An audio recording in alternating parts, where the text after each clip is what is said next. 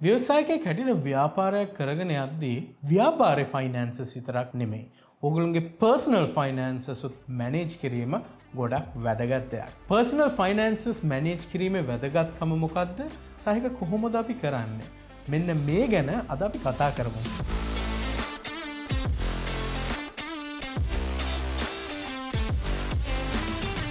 සාමාන්‍ය ව්‍යවසායකයෙක් වුණාම financial management කියන එක තිබිය යුතුම ස්කිල් එකක්. අපි නිකෝන් ෆැක්ට් YouTube channel එකේ ඔයගොල්ලෝගේ බිස්නස් එකේ ෆයිනෑන්ෂල් මැනේජ්මන්ට් ගැන අපි ගොඩක් කතා කරලා තියෙනවා. ඒ නිසා මම ඒ පැත්ත ගැන අද කතා කරන්නේ නැහැ. අද මම කතා කරන්නේ ඕගොල්ලෝ ව්‍යවසායකයෙක් හැටියට ඔයගොල්ලෝගේ පර්සනල් ෆයිනෑන්සස් මැනේජ් කරන්නේ කොහොමද කියලා. ඕගොල්ලෝ පර්සනලි ඔයගොල්ලෝගේ ෆයිනෑන්ෂල් ඩිසිප්ලින් එක නැත්තම් ඔයගොල්ලෝගේ මුළු ව්‍යාපාරෙම කොච්චර සාර්ථක වුණත් කැඩිලා යන්න තියෙන chance එක ගොඩක් වැඩි. මම මේක ඇත්තටම කියන්නේ හොඳ පර්සනල් එක්ස්පීරියන්ස් එකත් එක්ක. මම අවුරුදු 2කට විතර කලින් ඉන්වෙස්ට් කරා බිස්නස් එකක. ඒකේ හිටපු ව්‍යවසායකයා ගොඩක් ස්කිල් එකක් තියෙන ව්‍යවසායකයෙක්, ගොඩක් ක්‍රියේටිව් ව්‍යවසායකයෙක්. ඒ වගේම ඔහුගේ ව්‍යාපාරයේ ගොඩක් ලොකු පොටෙන්ෂල් එකක් තිබ්බ බිස්නස් එකක්. හැබැයි එයාට තිබ්බ ප්‍රශ්නේ තමයි එයාගේ ෆයිනෑන්ෂල් ඩිසිප්ලින් එක, පර්සනල් ෆයිනෑන්ෂල් ඩිසිප්ලින් එක හරිම අඩුයි. ඒ කියන්නේ සරල වශයෙන් කිව්වොත් එයාට පර්සනලි එයාගේ ෆයිනෑන්ෂල්ස් මැනේජ් කරන්න බෑ. ඒක බිස්නස් එකට සෑහෙන විදිහට එෆෙක්ට් වුණා. බිස්නස් එක තනිකර ෆේල් වුණා. ඒ නිසා මේ ෆයිනෑන්ෂල් මැනේජ්මන්ට් කියන එක ලේසි පහසු දෙයක් නෙමෙයි. ගොඩක් වැදගත් දෙයක් ඔයගොල්ලෝගේ පර්සනල් සයිඩ් එක ගත්තොත්. මම ඒකට පළවෙනි දේ කියන්නම් මතක තියාගන්න ඕන. මේක ඔයගොල්ලෝගේ ඇත්තටම ඔලුවට දාගන්න. කම්පැනි එකේ සල්ලි කියන්නේ ඕගොල්ලෝගේ සල්ලි නෙමෙයි. කම්පැනි එකට ආදායමක් ආවහම ඒක ඕගොල්ලොන්ට එන ආදායමක් නෙමෙයි. ඒක ව්‍යාපාරයට එන ආදායමක්. සාමාන්‍යයෙන් කම්පැනිස් ගත්තාම එක එක කැටගරිස් තියෙනවා. අපි ඒක ගැන කලින් කතා කරලා තියෙනවා. ගොඩක් වෙලාවට ෂෙයා හෝල්ඩර්ස්ලා වැඩි කම්පැනිස් ගත්තොත් ඒ කියන්නේ සාමාන්‍ය ඔයගොල්ලෝ බිස්නස් එක ලොන්ච් කරන්නේ තනියම නෙමෙයි. රයිට්? ඔයගොල්ලෝ කෝ-ෆවුන්ඩර් කෙනෙක් එක්ක අපි ලොන්ච් කරනවා. සමහරවිට ඉන්වෙස්ටර් කෙනෙක් ඉන්න පුළුවන්. දැන් මෙහෙම ස්ටේක් හෝල්ඩර්ස් නැත්තම් පුද්ගලයෝ කිහිප දෙනෙක් ඉද්දී බොහෝ දුරට ඔයගොල්ලෝ චූස් කරන කැටගරි එක තමයි ලිමිටඩ් ලයබිලිටි කියන කැටගරි එක. ප්‍රයිවට් ලිමිටඩ් කම්පැනි කියලා කියන්නේ. දැන් මේ ප්‍රයිවට් ලිමිටඩ් කම්පැනි එකක් ගත්තාම මේ අයිතිය ව්‍යාපාරයේ අයිතිය තියෙන්නේ එක් පුද්ගලයෙකුට නෙමෙයි. අපි උදාහරණයක් හැටියට ගත්තොත් එක්ස් පුද්ගලයා මේ ව්‍යාපාරයේ ෆවුන්ඩර්. එයා තමයි පටන් ගන්න. හැබැයි එයා පටන් ගද්දි තව එක්කෙනෙක් ඔයා ගේනවා කෝ-ෆවුන්ඩර් කෙනෙක් හැටියට. එයාගේ යාළුවෙක් එයාගේ බිස්නස් එකට ඉන්වෙස්ට් කරනවා. ඒ නිසා තුන් දෙනාටම ෂෙයාර්ස් හම්බ වෙනවා ඒ කම්පැනි එකේ. මේ තුන් දෙනාටම මේ ව්‍යාපාරයේ අයිතිය තියෙනවා. දැන් පළවෙනි එක්ස් පුද්ගලයා තමයි මේ බිස්නස් එක රන් කරන්නේ. එයා තමයි එළියට ගිහිල්ලා සේල්ස් ගේන්නේ, ඔක්කොම කරන්නේ. සමහරවිට දැන් මම කියන දන්නේ තමයි මේ අර පළවෙනි දවසේ ඉඳන් බිස්නස් එක රෙජිස්ටර් කරන්න කියලා රූල් එකක් ලංකාවේ නැහැ. මම සමහරවිට ඒක කියන ඇඩ්වයිස් එක තමයි වැලිඩේට් කරලා ඉන්න බිස්නස් එක පොඩ්ඩක් කම්පැනි එක රෙජිස්ටර් කරලා බැංක් account අරින්න කලින්. ඉතින් සමහරවිට ඔයගේ පර්සනල් account එකේ ෆයිනෑන්ෂල්ස් ඔයාට හැන්ඩල් කරන්න සිදු වෙනවා පොඩි කාලයක්. දැන් අර එක්ස් පුද්ගලයා බිස්නස් එකේ ඉස්සරහින් ඉඳගෙන එයා රන් කරනවා, එයා සේල්ස් කරනවා, එයා තමයි ඉස්සරහට ගිහලා කස්ටමර්ලව හම්බෙන්නේ, එයා තමයි ඔක්කොම ප්‍රොඩක්ෂන් හැන්ඩල් කරන්නේ. එයාගේ බැංක් account එකට තමයි සල්ලිත් එන්නේ. දැන් එහෙම ආවා කියලා එන්නේ ඒ පුද්ගලයා කවදාවත් හිතන්න හොඳ නැහැ එයාගේ සල්ලි ඒක කියලා. ඒක තුන්දෙනාගේ සල්ලිත් නෙමෙයි. මේක ව්‍යාපාරයේ සල්ලි. ඒ නිසා ඕක හරියට මැනේජ් කරේ නැත්තම් රයිට් ඒ බිස්නස් එක වැටෙන්න තියෙන chance එක සෑහෙන වැඩි. දැන් ඒ වගේ සිටුේෂන් එකක් තමයි මට එක්ස්පීරියන්ස් කරන්න උනේ. මේ පර්සනල් ෆයිනෑන්ස් මැනේජ්මන්ට් එකේ පළවෙනි රූල් එක තමයි the company's money is not your own money කියන එක. ඒ කියන්නේ ව්‍යාපාරයේ සල්ලි ඔයාගේ පුද්ගලික සල්ලි නෙමෙයි කියන එක. ඒ නිසා ඒක හරිම respectfully, carefully handle කරන්න ඕන දෙයක්. දැන් අපි කතා කරමු ඕගොල්ලෝගේ personal finance discipline එක හදාගන්න කරන්න පුළුවන් දේවල් ගැන. දැන් මතක තියාගන්න මේක ව්‍යවසායකෙක් වීමේදී විතරක් ප්‍රතිලාභයක් වෙන දෙයක් නෙමෙයි. මේක ඕනෑම කෙනෙක්ට මේ personal finance management කියන එක ඕනෑම කෙනෙක්ට වැදගත් වෙන දෙයක්. පළවෙනි දේ තමයි ඕගොල්ලෝගේ lifestyle එකේදී වෙන changes. දැන් ව්‍යවසායකයෙක් වුණාම ඕගොල්ලෝගේ lifestyle එක අනිවාර්යෙන් change වෙනවා. මොකද ඕගොල්ලොන්ගේ වැඩ කරන ප්‍රමාණය, ඕගොල්ලොන්ගේ වෙලාවල් වෙනස් වෙනවා. ඒ කියන්නේ සාමාන්‍ය වෙලාවට වඩා ගොඩක් වෙලාවක් වැඩ ගන්න වෙනවා.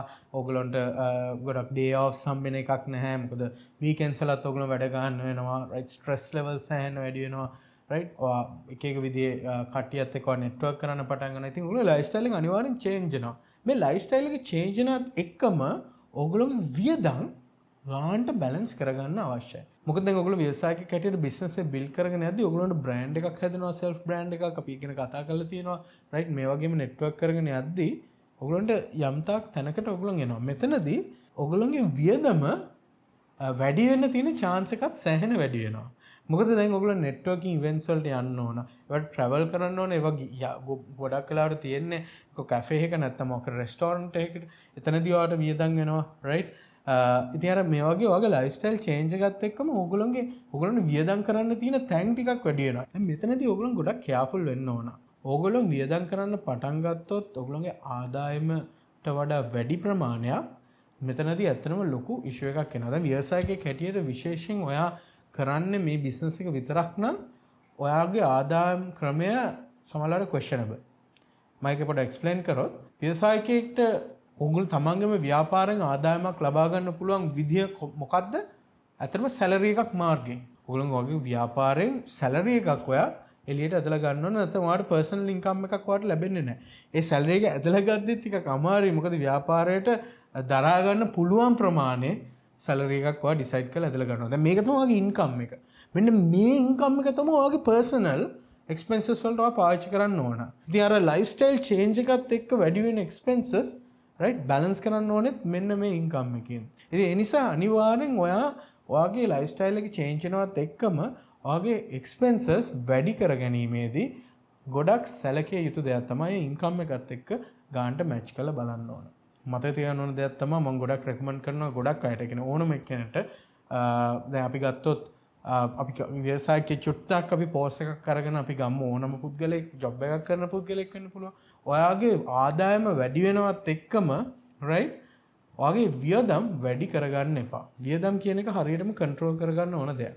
රයිට් සමහරලාට අපි උදාහරණයක් ගත්තොත් සාමාන්‍ය කැම්පස් යන කාලේ මම කෝච්චියේ යන්න මම පුරුදුලා හිටියා. රයිට් මම ගෙදර ඉඳන් කැම්පස් යන්නේ හැමදාම කෝච්චියේ. ඊට පස්සේ මම ජොබ් එකක් කරන්න ගත්තාම මම චුට්ටක් එක අමාරු හින්දා මට හොඳ ආදායමක් තිබ්බා. කාර් එකට මගේ තාත්තා කාර් එකට පෙට්‍රල් ගහගෙන මට යන්න පුළුවන් කමක් තිබ්බා. ඒ නිසා මම ඒ කාර් එකේ ගියා. ඊට පස්සේ මම සෑහෙන අවුරුදු ගාණක් ඒ වාහනේ පාවිච්චි කරා. මොකද මට ඇත්තටම අලුත් මගේම කාර් එකක් ගන්න තරම් ආදායමක් තිබ්බේ නැහැ. රයිට් මම අවුරුදු 5ක් විතර වගේ වැඩ කරලා හොඳ ගාණක් ඉතුරු කරලා තමා මගේම වාහනයක් මම මිලදී ගන්න ඒ ඩිසිෂන් එක ගත්තේ. රයිට් ඒ කියන්නේ මං පුළුවන් විදිහට තමයි මං වියදම මම කන්ට්‍රෝල් කරගත්තේ. රයිට් නිකන් මට බැරි විදිහට ණයක් දාලා ණයක් දාන එක කිසි වරදක් නැහැ. ලීස් එකක් හරි ලෝන් එකක් හරි ගැනීමේදී මාත් අතම ලෝන් එකක් අරගෙන තමයි පර්චේස් කරේ. හැබැයි ඒක උනතව ගන්න ඕන ඔයගොල්ලන්ගේ ආදායම හැටියට හැන්ඩල් කරගන්න පුළුවන් තරම් ප්‍රමාණයේ දෙයක් තමයි. ඒක තමයි ඇත්තටම අපි ඊළඟට කතා කරන්න යන්නේ. ඉතින් සමරි එකක් හැටියට ගත්තොත් මගේ පළවෙනි පොයින්ට් එක තමයි ඔයගොල්ලන්ගේ ලයිෆ්ස්ටයිල් එක චේන්ජ් වෙනවත් එක්කම ඔයගොල්ලන්ගේ වියදම වැඩි කරගන්න යන්න එපා. ඒක හරීම පරිස්සමින් බැලන්ස් කරගෙන යන්න. ගොඩක් වෙලාවට අපි හිතන දේ තමයි ව්‍යවසායකෙක් හැටියට ඩෙවලොප් වෙගෙන යද්දී අපි පොඩ්ඩක් හොඳ ඇඳුම් අඳින්න පටන් ගන්නවා. රයිට් ටිකක් වියදම් ගන්න පටන් ගන්නවා බ්‍රෑන්ඩ් දේවල් වලට. රයිට් මේක කරාට කමක් නැහැ කිසිම ප්‍රශ්නයක් නැහැ මමත් කරා. හැබැයි කරන්න ඕන අර දරා ගන්න පුළුවන් විදිහේ එක්ස්පෙන්සස්. ඒ කියන්නේ ඔගේ ඉන්කම් එකට ගැලපෙන එක්ස්පෙන්සස්. දෙවෙනි පොයින්ට් එක තමයි ඕගොල්ලෝ ණය ගැනීමේදී සැලකිය යුතු කරුණු. ණය ගන්නවා කියන එක ඇත්තටම ටැබු එකක් වෙලා තියෙන වැරදි දෙයක් කියලා. ඒක ඇත්තටම වැරදි දෙයක් නෙමෙයි. ණය කියන එක ප්‍රශ්නයක් නෑ. හැබැයි ඒ ණය ඕගොල්ලන්ට ගෙවන්න පුළුවන් විදිහේ ණයක් වෙන්න ඕනේ. ඒ කියන්නේ ඕගොල්ලන්ගේ ණය ඇත්තටම ගද්දී ස්ට්‍රක්චර් එකක් තියෙන්න ඕන ඕගොල්ලන්ට ඒක ආයෙ ගෙවන්න. ඒ කියන්නේ පේ බෑක් කරන්න. දැන් මේකට හොඳම උදාහරණයක් තමයි ලංකාවේ තියෙන ඩෙත් ස්ට්‍රක්චර් එක නැත්නම් ලෝන්ස්. ලංකාවෙන් අරගෙන තියෙන ලෝන්ස් අරගෙන තියෙන්නේ පේ කරන්න බැරි විදිහට. දැන් ඔයගොල්ලන්ට පේන මුළු රටම ඒ නිසා ස්ට්‍රගල් වෙනවා. ඒ නිසා ඔයගොල්ලන් පර්සනලි මෙන්න මේ ට්‍රැප් එකට වැටෙන්න එපා. ගොඩක් කට්ටිය දැන් එක එක ඉකොනොමික් ස්ටේට්ස් වලදී රට ආර්ථික මට්ටමින් එක එකට උඩට පල්ලෙහාට යද්දී ලෝන්ස් දීම සමහරලාට දැන් අපි ගත්තොත් මුල් කාලේදී අපි ආර්ථිකයෙන් සෑහෙන වැටීගෙන එද්දී වැරදි දෙයක් වුණා ආර්ථිකයෙන් කියන්නේ ගොඩක් මිනිස්සුන්ට ලෝන්ස් ලේසියෙන් දුන්නා ලොකු අඩු ඉන්ට්‍රස්ට් රේට්ස් වලට. එතකොට මිනිස්සු ගොඩක් මිනිස්සු ලේසියෙන් ලෝන්ස් ගත්තා. ඕන වුණත් නැති වුණා. දැන් ප්‍රශ්නයක් වෙලා තියෙනවා ඒගොල්ලන්ට පේ බෑක් කිරීමේදී. රයිට් ගෙවා ගන්න විදිහක් නැහැ. ඒ නිසා ලෝන්ස් ගද්දී හරිම පරිස්සම් වෙන්න. තව එකක් කියන්න ඕන මේ ක්‍රෙඩිට් කාඩ් යූසේජ් එකේ ඔයගොල්ලෝ වෙන්න ඕන පරිස්සම. ක්‍රෙඩිට් කාඩ් යූස් කරන එක ඇත්තටම අපිට අවොයිඩ් කරන්න බැරි දෙයක් සමහරලාට විශේෂයෙන් ව්‍යවසායකයෙක් හැටියට අපි ගොඩක් ඩිජිටල් ටූල්ස් යූස් කරනවා. අපි කියමු Facebook වගේ නැත්නම් AWS වෙන්න පුළුවන් එක ටෙක්නොලොජිස් යූස් කරන ඒවට පේ කරන්න අපිට සමහරවිට ක්‍රෙඩිට් කාඩ් එකක් අවශ්‍ය වෙනවා. මොකද දැනට ලංකාවේ ඩෙබිට් කාඩ් වල ඉන්ටර්නැෂනල් ස්පෙන්ඩින් ලිමිට්ස් දාලා තියෙනවා. ඒ කියන්නේ උදාහරණයක් හැටියට ගත්තොත් ඩෙබිට් කාඩ් එකක් ගත්තොත් එක බැංක් එකක කියන්න පුළුවන් මාසෙකට $100යි නැත්නම් $150යි. ඒ ක්‍රෙඩිට් කාඩ්ස් වල ඒ ලිමිට්ස් ටිකක් හයි. නිසා සමහරලාට ව්‍යාපාරය කරගෙන යද්දී ක්‍රෙඩිට් කාඩ් එකක් ඔයාලට පර්සනලි ගන්න සිදු වෙන්න පුළුවන්. දැන් මෙතනදී ඒ විතරක් නෙමෙයි ඕගොල්ලන්ගේ අනිත් එක අනිත් එක්ස්පෙන්සස් වලට අපි කියමු ගෙදරට ඔයා ගන්නවා එයා කන්ඩිෂන් එකක් ඔයා ගන්නවා ඒක ඉන්ස්ටෝල්මන්ට් ප්ලෑන් එකකට. ඒක නරක දෙයක් නෙමෙයි. හැබැයි පළවෙනි දේ තමයි ඔයා ගන්න ඕන ක්‍රෙඩිට් කාඩ් එකක් ඔයාට ඒකෙන් කරන පර්චේස් එක ඔයාට ඒ එක්ස්පෙන්ස් ඔයාට පේ බෑක් කරන්න පුළුවන් නම් විතරයි. දෙවෙනි එක තමයි ඔයාගේ ඩිසිප්ලින් එක තියෙන්න ඕන වෙලාවට පේ බෑක් කිරීම. ඇත්තටම අපි හිතමු ඔයා පර්චේස් කරනවා ලක්ෂ 5ක විතර වගේ දෙයක් අවුරුදු 10කට නැත්නම් අවුරුදු 5කට ඔයාට මන්ත්ලි ඉන්ස්ටෝල්මන්ට් එක හරි පොඩි ගාණක් එන්නේ. ඔයා එක හරියට මාසෙපතා ගෙවුවොත් ඔයාට කිසිම ප්‍රශ්නයක් වෙන්නේ නැහැ ක්‍රෙඩිට් කාඩ් එකකින්. ක්‍රෙඩිට් කාඩ් එකේ ප්‍රශ්න වෙන්නේ ඉන්ස්ටෝල්මන්ට්ස් ඔයා හරියට පේ කරන්නේ නැතුව ඉන්ට්‍රස්ට් එකතු වෙන්න ගත්තොත් සහ ලේට් පේමන්ට් චාර්ජස් වගේ ඇඩ් වෙන්න ගත්තොත්. ඒ නිසා ඔයා ඒ ඩිසිප්ලින් එක වගේ තියෙන්න ඕන ක්‍රෙඩිට් කාඩ් යූසේජ් එකේදී පළවෙනි එක තමයි ඔයා පර්චේස් කරද්දී ඔයාට පේ බෑක් කරන්න පුළුවන් විදිහේ ඉන්ස්ටෝල්මන්ට් ප්ලෑන් එකකට යන්න ඕන.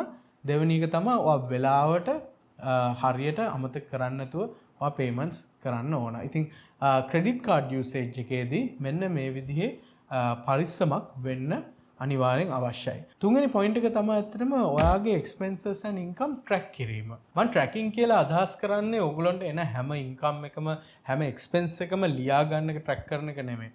මේකට ඇත්තටම ගොඩක් apps තියෙනවා Google Play Store එකේ නැත්නම් App Store එකේ මේක කරන් පුළුවන් mobile apps. ඒනකොට මේක ඇත්තටම practical දෙයක් නෙමෙයි. මුල් කාලේ සමහරලාට කරයි ටික කාලයක් යද්දී ඕක කරන එක ඇත්තටම අවතයි මාත් කරලා තිනවා මාත් එක නවත්තලා තිනවා. ප්‍රධාන වශයෙන් track කරන්න ඕනේ ඕගොල්ලන්ගේ income එක හැටියට ඔගලන්ගේ එක්ස්පෙන්සස් ඔගලන්ට බැලන්ස් නැත්නම් මැනේජ් කරගන්න පුළුවන්ද කියලා. මේක සාමාන්‍යයෙන් ජොබ් එකක් කරනවා නම් ඔයා දන්නවා මාසෙකට ඔයාලට කීයක් එනවද කියලා. ව්‍යවසායකයෙක් හැටියටත් ඔයා සැලරි එකක් ඩ්‍රෝ කරනවා නම් ඔයා දන්නවා මන්ත්ලි ඔයාලට කොච්චර ප්‍රමාණයක් එනවද කියලා.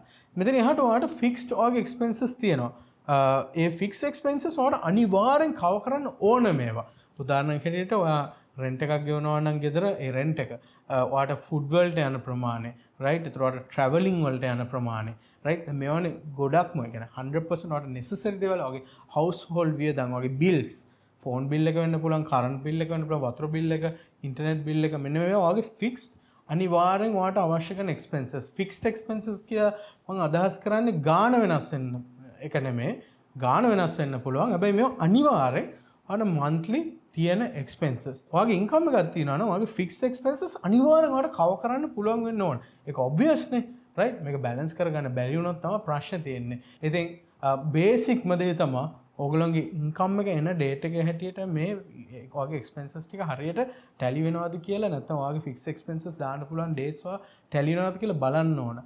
high income earner කෙනෙක් නම් මෙතනින් එහාට ගිහිල්ලා හිතන්න ඕන දෙයක් තමයි ගොඩක් හයි නෙමෙයි අපි හිතමු ඔයාට බ්‍රැකට් එකක් තියෙනවා මේ ෆික්ස්ඩ් එක්ස්පෙන්සස් ටික ඔයාට කරායින් පස්සේ ඔයාට එක්සස් කෑෂ් ෆ්ලෝ එකක් තියෙනවා නම් අනිවාර්යෙන් ඔයා සේවිං ගැන හිතන්න ඕන සේව් කරලා මොකද ඇත්තටම කියනවා නම් දැන් ඉස්සරහ ගැන ඔයාගේ ෆියුචර් ෆයිනෑන්ෂල් සක්සස් එක ගන්න නම් අනිවාර්යෙන් ඔයාගේ සේවිං කියන එක වැදගත් වෙන දෙයක්. එතකොට ඔයා පෝෂන් එකක් ඔයාට සේව් කරන්න පුළුවන්. ඒ නිසා මේ ට්‍රැකින් කියන එක හැම එකම ලියන එක නෙමෙයි. අතන ඔයාගේ කෑෂ් ඉන් එකයි කෑෂ් අවුට් එකයි ගාන්ට බැලන්ස් කරන එක. ඉතින් මෙන්න මේ ටිප්ස් ඇන්ඩ් ට්‍රික්ස් පොඩක් ෆලෝ කරොත් මම හිතනවා ඔයගලන්ට ඔයගලගේ පර්සනල් ෆයිනෑන්සස් තව ටිකක් හොඳට බැලන්ස් කරන්න පුළුවන් වෙයි කියලා. මට තේරෙන ඕන දෙයක් තමයි මම ෆයිනෑන්ස් එක්ස්පර්ට් කෙනෙක් නෙමෙයි. මේවා මම පර්සනලි කරලා එක්ස්පීරියන්ස් කරපු දේවල්. ඒ නිසා මේ ඔක්කොම මගේ ඔපීනියන්ස් විතරයි. වෙන කෙනෙක් චැලෙන්ජ් කරන්න පුළුවන් අනිවාර්යෙන් මේ විදිහට කරන්න බෑ කියලා. හැබැයි මේක මට අනිවාර්යෙන් හරි ගිහිල්ලා තියෙන ක්‍රම තමයි මම ඔයගලන්ට එක්ස්ප්ලেইন කරේ. ඉතින් මම හිතනවා ඔයගලෝ මේ වීඩියෝ එකෙන් අලුත් දෙයක් ඉගෙන ගන්න ඇති කියලා. මේ අවස්ථාවේ මම මේ වීඩියෝ එක ඔයගලන්ට ගේන්න අපිට උදව් කරපු ඇමරිකන් සෙන්ටර් එකට සහ US එම්බසි ආයතනයට මගේ ප්‍රණාමය පුද කරනවා. දිගටම යුනිකෝන් ෆැක්ටරි YouTube channel එකත් එක්ක එකතු වෙලා ඉන්න. අපි මේ වගේ ගොඩක් exciting videos අරගෙන ආයෙ හම්බෙමු.